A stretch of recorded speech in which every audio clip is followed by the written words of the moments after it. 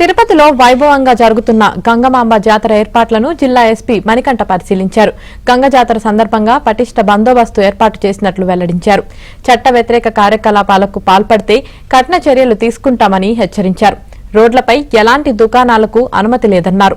Election code అమల్లో ఉన్నందున ఎలాంటి ర్యాలీలకు అనుమతి లేదన్నారు ఎస్పీ మణికంఠ.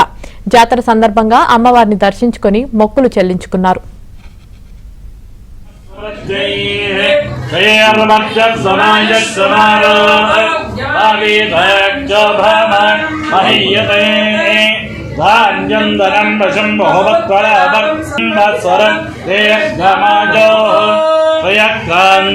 कल्याण